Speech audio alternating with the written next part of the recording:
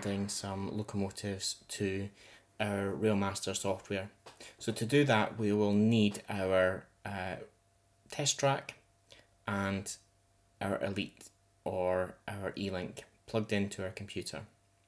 So as you can see, what I've got is I've got a short piece of track, I've got dropper wires at either end, and then I've got my bus wire between. As you can see, all my wires are pretty much the same colour here because they're short, and I can easily see where they're going. But this is much like my standard layout wiring. So we'll now open up the Railmaster software and we'll have a look. As normal, we've got our security warning. And we'll just double check that we're connected to the programming track.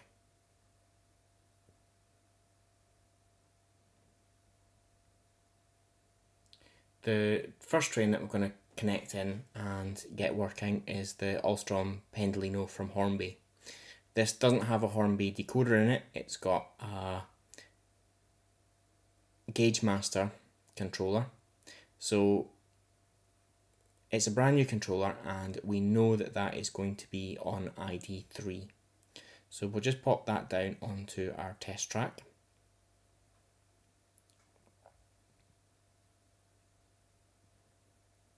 Like any normal model straight out the box, it's going to have a code of a DCC ID of 3.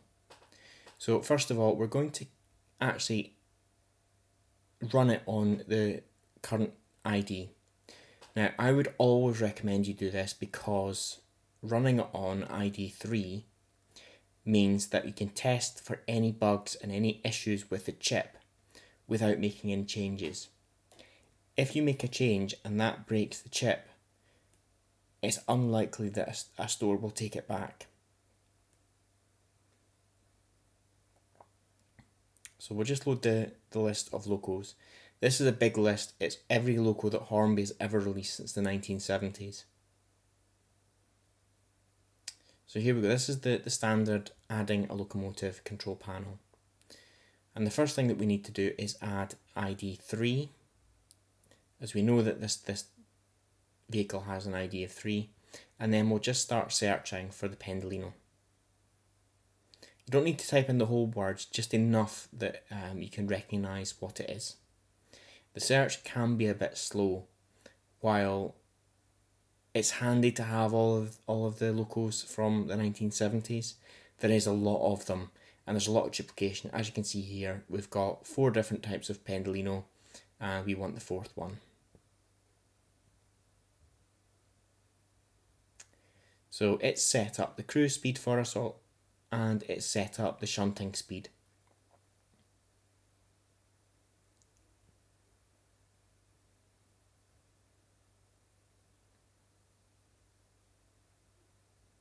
So as I say, we want to make sure that we run the model in on the default settings. So we're not even going to make any changes here other than setting a detector ID just to any of the direct detector IDs and the type to be an express.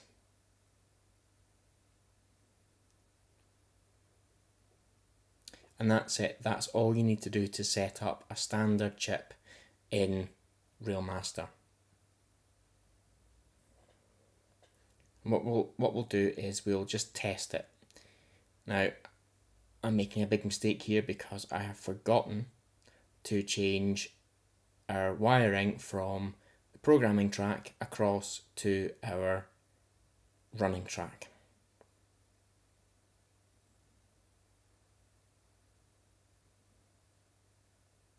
So there we go, that's us now in the running track, so let's try that again.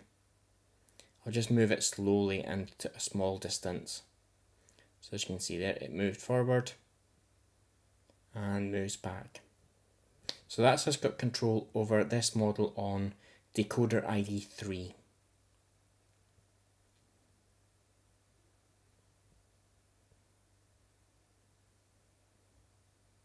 So the next stage is going to be setting this up on a custom ID.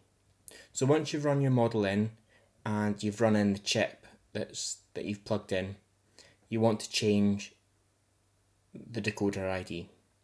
So first of all, we need to remove the current Pendolino on ID3. I'm doing that just to keep things nice and neat. What you can do is you could just set up a test vehicle that's permanently there on ID3. So now I'm going to change back to being onto the test track, and as you'll see, what I've done is I've tinned the ends of these wires so that they're not going to fray as they go in and out these terminals.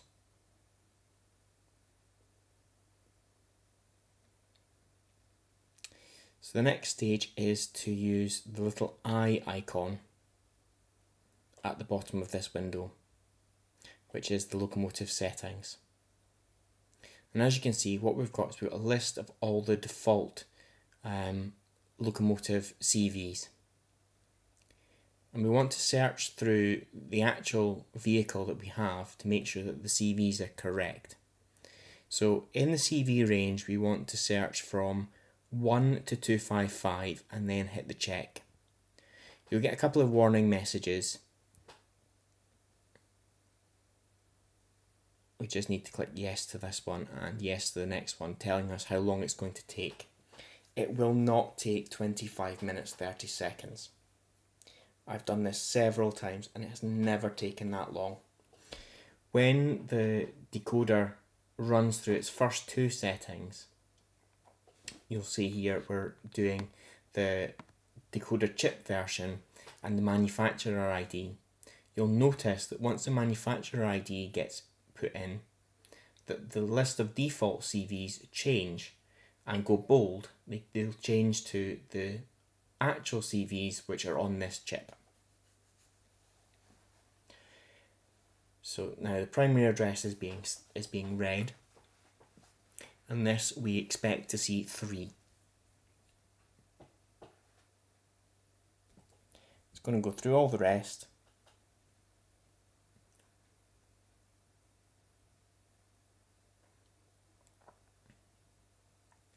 While reading and going through all the CVs, it's best not to touch and not to try and nudge and play about with the model. Leave it where it is, otherwise you'll get read errors, and if you're writing, you could get write errors, and if you get a write error to a CV, you need to start the whole thing again and figure out what should be in that value. For this loco, it takes about 2 to 3 minutes to write through all of the CVs.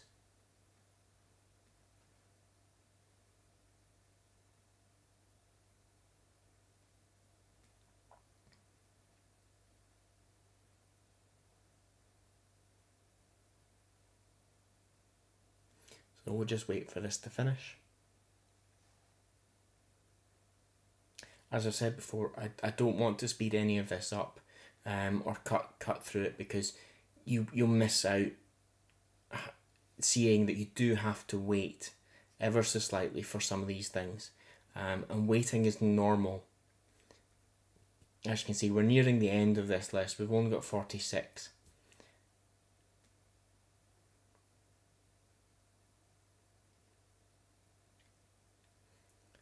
Too many people cut things out that they think is helpful, but unfortunately sometimes if you see people doing things too quickly, you can believe that things actually take that length of time, and when you're left waiting about 5 minutes for something, it's difficult to know if you're waiting about because you should be waiting about, or if you're waiting about because something's wrong.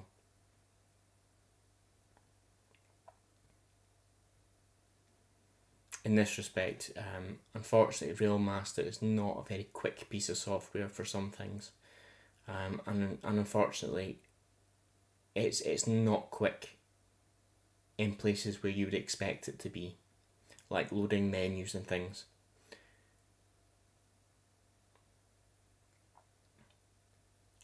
So this is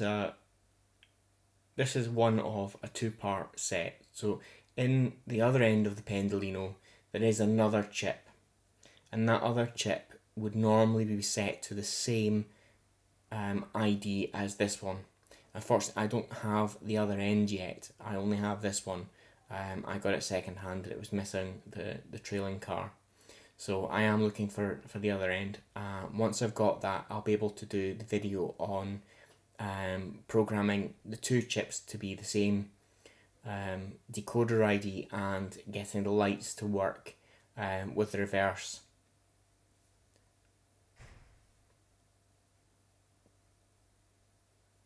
So we're nearly finished. As you can see, we've got a little error here. I've maybe knocked the mat, and Railmaster is good enough to try again, and it has tried again. You do want to make sure that the track that you're using for programming is very clean and probably a new piece of track. Don't pull that piece of track from your layout and think, right, I don't need that anymore, but I could use that as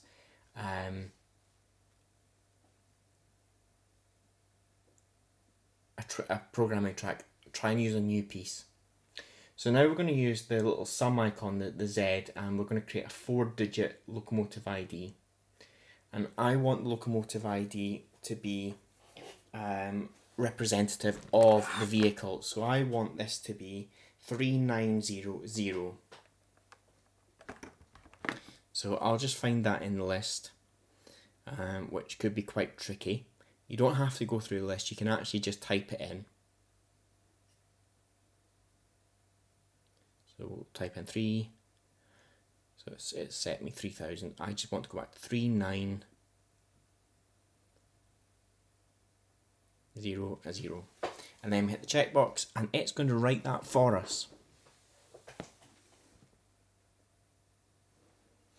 And it's going to make the changes to the CV that it needs to.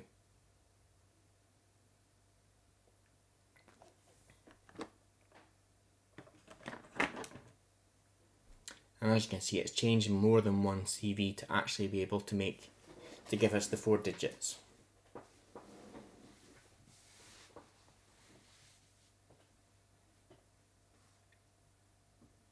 And that's it, that's the CV now programmed. We've now got our ID of 3900, and we want to set up the locomotive ID again of 3900. So go to locomotive ID and then we type in the number that we want. So we do 3900, and again, because we know that it's in the list, we'll type in Pendolino.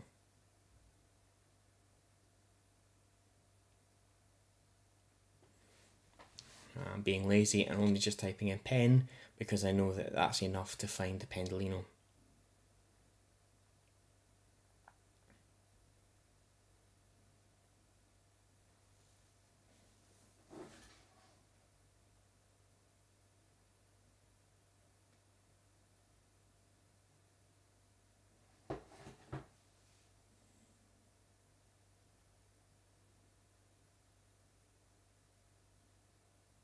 There we go, that's it now added with our new number. So we can now close the locomotives menu, and sometimes Railmaster won't update the locomotives list. And again, we need to make sure that when we're testing we change back across to our running track. So as you can see, it's not changed, so I'm just going to close Railmaster and then reload it, and it will now load up the Pendolino in the correct place.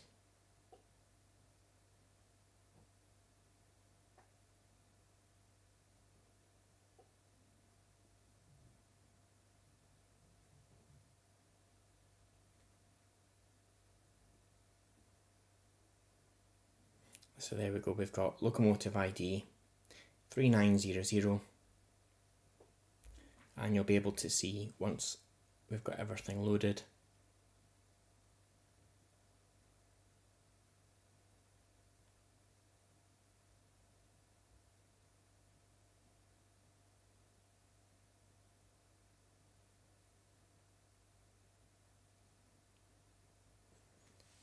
That we'll be able to move our Pendolino again on its new ID.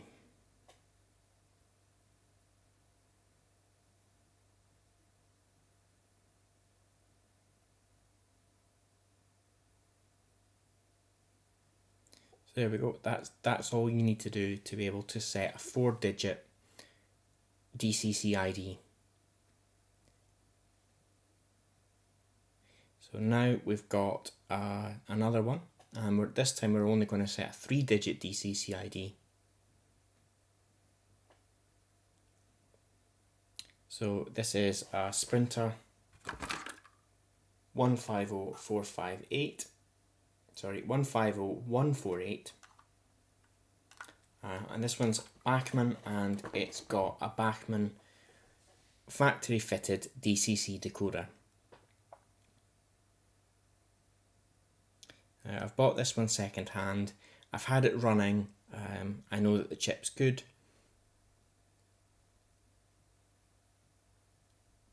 So let's place it onto our test track.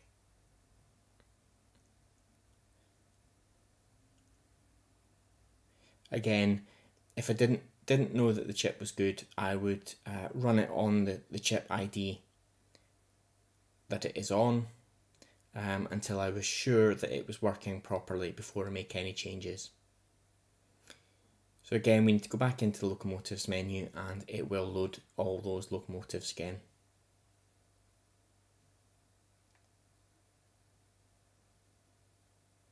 As I say, this time around we're going to put this model onto a 3-digit DCC ID.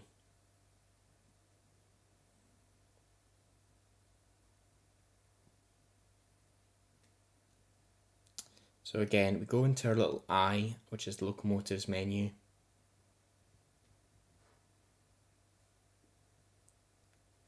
And again, we want to read the CV from 1 to 255 and hit the little check, which starts the search, and then accept and accept.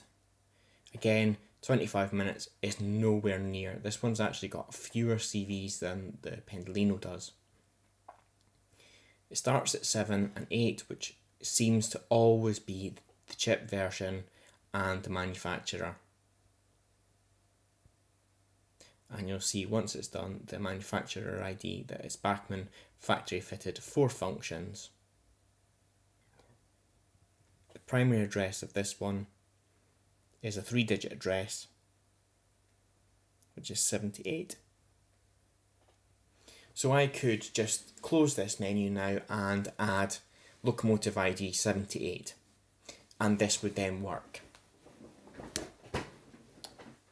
That's the benefit of a 3-digit code. You can see in the primary address exactly what the primary address is and what the 3-digit DCC ID is.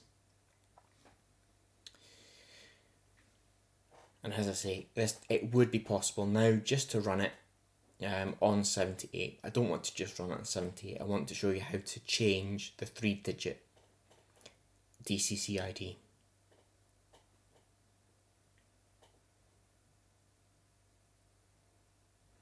And as you can see, there is a bit of waiting about for this, but there is no more DCC settings, and you see how quick that was.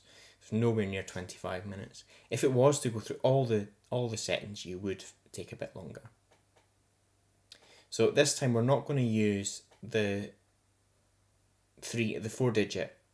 We're actually going to use the primary address.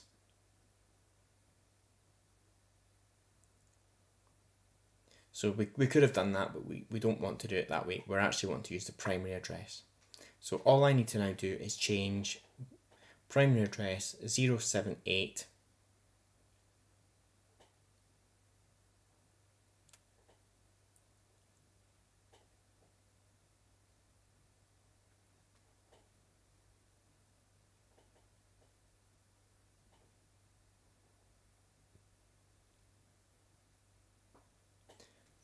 So I'm just rescanning here. So as I say, what I'm going to do is I'm going to change this line number 1, from primary address to 078 to a much lower number.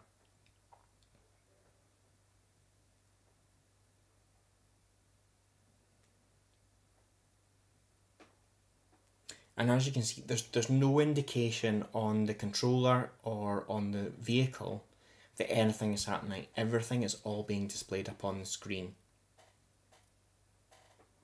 So it could be very easy for someone to think nothing's happening and just remove the train off of the railway, and that can, as I said, that can corrupt the reading and the writing process to the CVs, and can damage the chip. So that's the last one, reading again. We'll just skip all the rest up to 255 because there's nothing there. There we go. So this time we'll just change the primary address, and we're going to change it. As you can see, the range here is 1 to 127, and then I'm just going to change it to 005. And it's gone green because that means that there's changes to be made. And all we now need to do is hit the little pencil icon, which is write CVs to Loco. And it will change more than this one CV, it will change a couple. Once it's written, it will check it and then go black. And again, it'll check this one and then turn black. And there we go, that's it now written. So we can close that menu, and now we can actually add it as a vehicle onto our layout. This time we don't have a preset, so all we're going to do is start typing in a description of the Loco.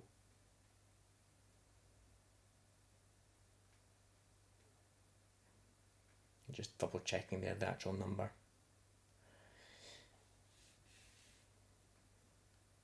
One 150 148.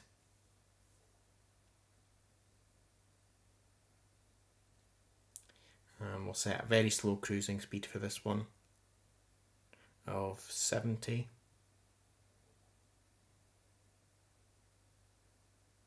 I always get the cruising and shunting mixed up here. It's 70 and then 5.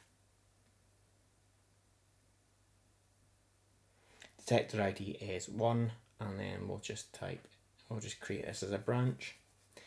Now, unlike where we had the Pendolino, the DCC functions, there's nothing here. But as you can see, these little two arrows give us some defaults. They give us a steam, they give us two versions of steam, which is steam 1, steam 2, and two different diesels, diesel 1 and diesel 2. So you can go through these and set the presets using these. So what I'm going to do with this one is I'm going to set the presets to diesel 1, and then when we come back and go through more detailed CV changing and function changing, we'll be able to edit all this. And then we'll just hit the check to save it, and as you can now see, we've got two locos. We'll change across to the running track.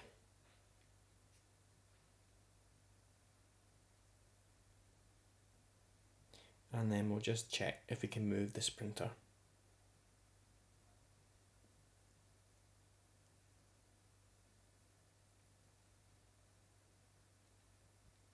So the lights aren't working with that button, so we'll need to change some CVs to get that working.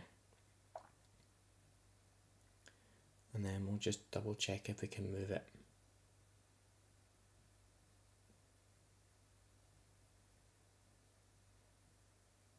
There we go, so we've got movement. That tells me that we've now got the sprinter set up with its DCC ID, and it's able to run around the layout once the layout's rebuilt after Christmas.